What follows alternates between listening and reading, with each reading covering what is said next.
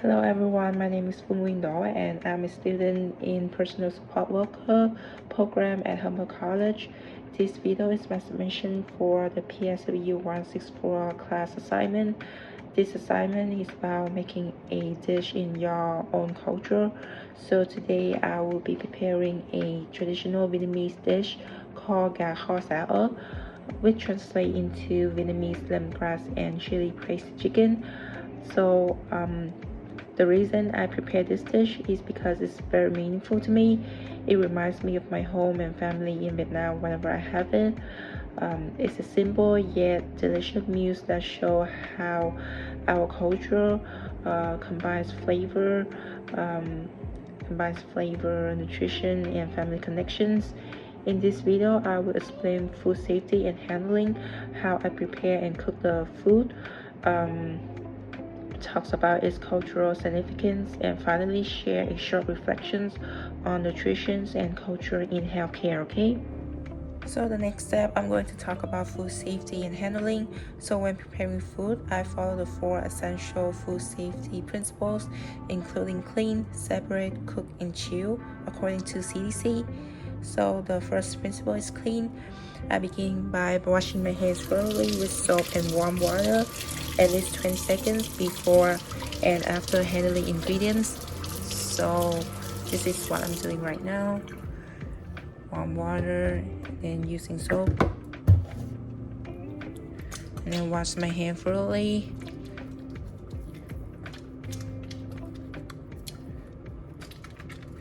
It is 20 seconds. Then I'm gonna rinse it through the warm water.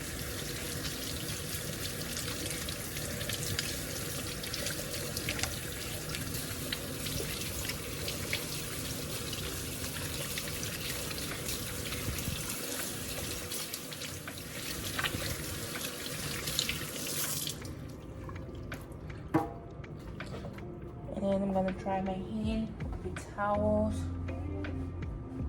Besides that, I'm also gonna wash all the utensils, cutting boards, and surface before and after use. I rinse fresh herbs and vegetables under running water to remove the dirt or contaminants. So here's the shallots and the ginger that I'm gonna use for the dish, and I already washed them. Next, the next principle is separate, so prevent cross-contamination. I use one cutting board exclusively for raw chicken and another for vegetables. So this is the board that I usually use for cutting vegetables, and this ones I use to cut the raw meat. And also I keep the raw meat separate from ready to eat foods, both during preparations and in storage. So this is how I usually do in cooking. So this is the chopped chicken that I already prepared the night before, and to prevent cross-contamination while I store it in the fridge, I use the cling wrap to cover the bowl like this. And the next principle is about cooked. The CDCs emphasize that the food must reach a safe internal temperature to kill harmful bacteria. So ideally, poultry should reach about 165 degrees Fahrenheit or equals to 74 degrees Celsius. Since I don't currently have a thermometer, I will cook the chicken thoroughly until there's no pink inside and the juices run clear during the cooking process. And the last principles, the fourth principle, is chill. So after cooking, I will refrigerate the leftover promptly within 2 hours after cooking, which is the standard guidance to avoid bacterial growth. I will place the leftover in the shallow, clean containers so that the cooling happens faster. And when reheating, The food should reach at least 74 degrees Celsius again before serving, like you reheat in the microwave. So in the next step, I'm gonna show you how I prepare gà kho salad, aka Vietnamese lemongrass and chili braised chicken, step by step. Adapted from a trusted recipe that I found from the internet. So here's all the ingredients, spices and herbs for the dish. So here we have, I think it's about 500 grams of chicken. So these are the chicken that I already chopped. I think the amount is like about 6 to 7 chicken drumsticks here. And then I have the 2 stalks lemongrass that I already chopped, 2 to 3 chilies, but I just have 2 here. And then next step, I'm gonna slice them into pieces. Here I have like a half of ginger and about 1.5 of shallots here. And then for the spices, I have salt, chicken powder, fish sauce, and also black pepper and sugar also. So here's all the ingredients for the dish. So now I'm gonna prepare the ginger. I'm gonna slice it.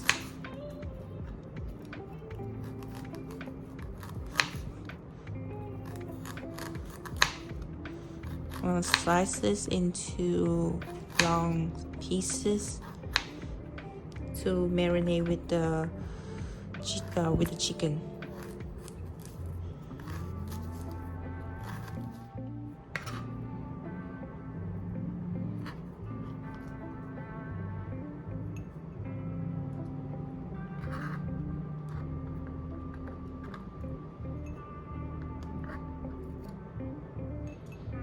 Next, I'm gonna slice the shallots into pieces too.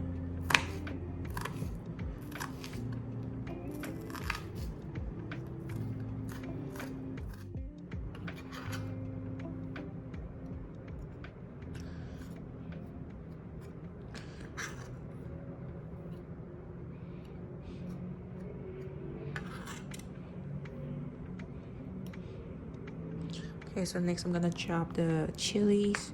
I'm also gonna cut it into pieces.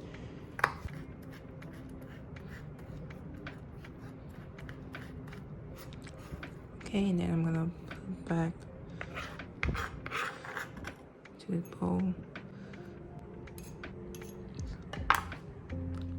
The next step is I'm gonna marinate the chickens. So here's a bowl. I'm gonna pour all the chickens into the bowl.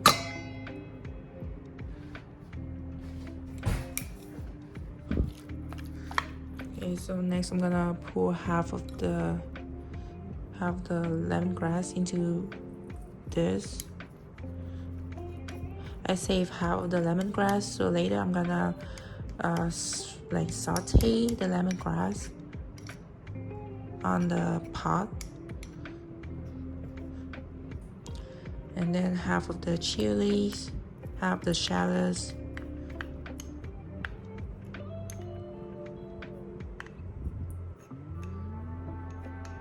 and then half of the gingers.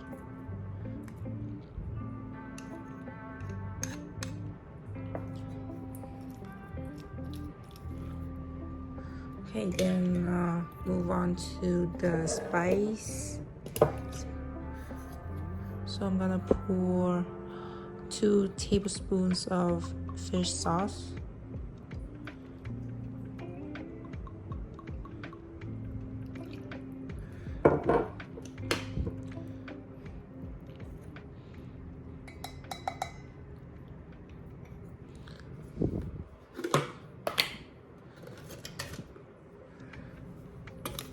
Then about 1 teaspoon of chicken powder.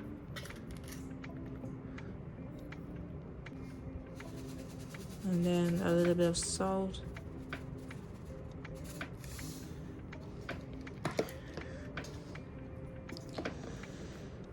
Then a little bit of black pepper.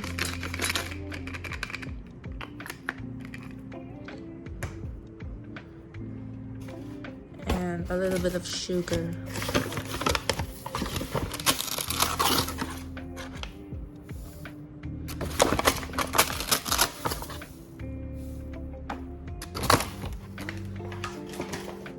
Okay, so now we're gonna mix the chicken.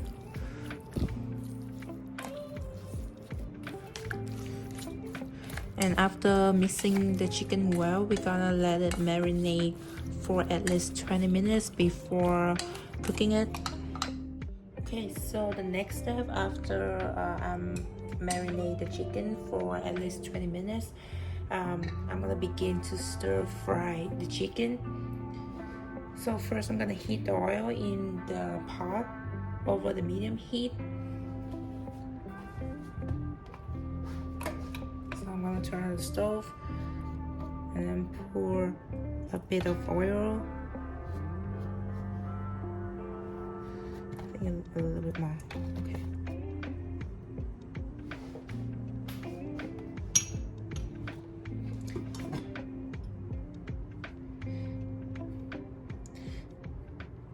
And then let the oil heat in the pot.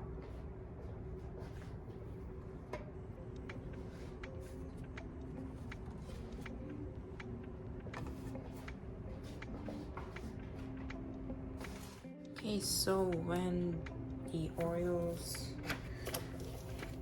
hot, I'm gonna add about 1 tablespoon of sugar to make the caramelized sauce, so that like when I put the chicken into the pot, it's gonna have like a really nice golden brown color.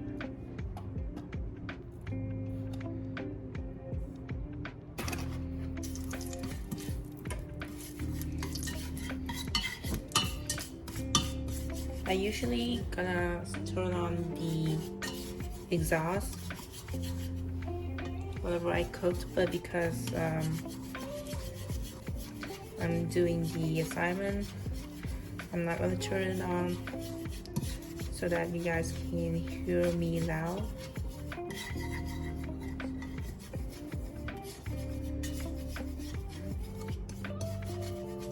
Yeah, I'm gonna continue to stir the sugars like this.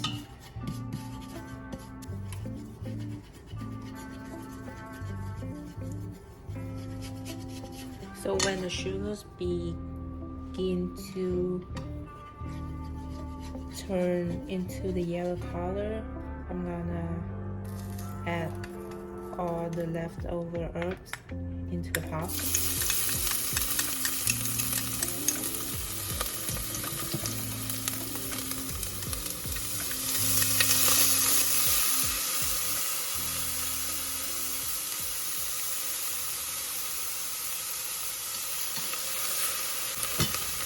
Okay, now I'm gonna pour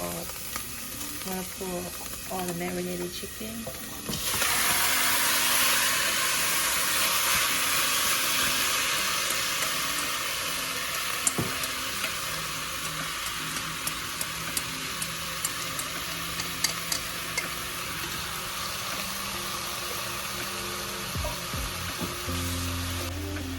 Now I'm gonna begin to stir the chicken slowly.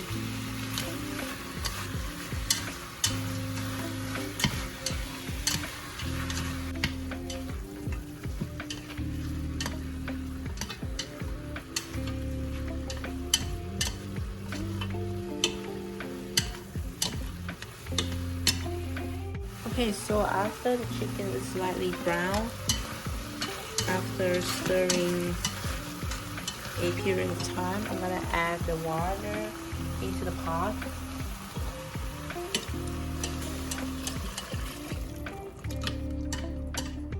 And then reduce the heat to low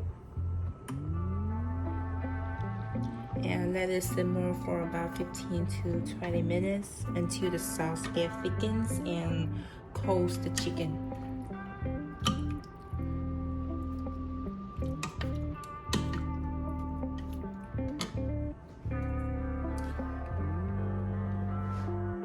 Okay, so after a few minutes simmering the chicken, I'm gonna turn off the stove, and then later I'm gonna plate the chicken over the white rice and eating that with a few cucumber slices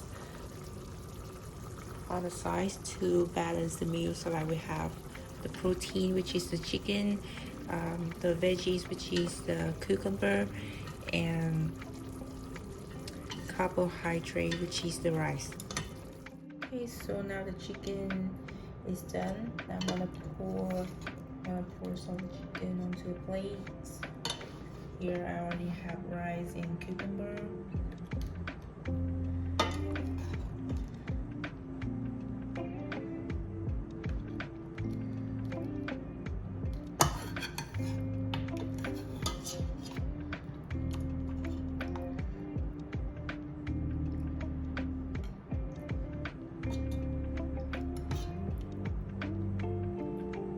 Okay, so now I'm done with the Vietnamese dish called gà kho sao, Vietnamese lemongrass and chili braised chicken. As I said earlier, according to one of the food safety principles, which is CHILL, now I'm gonna store the leftover chicken that I already cooked into this storage containers within 2 hours after cooking to prevent the growth of bacteria.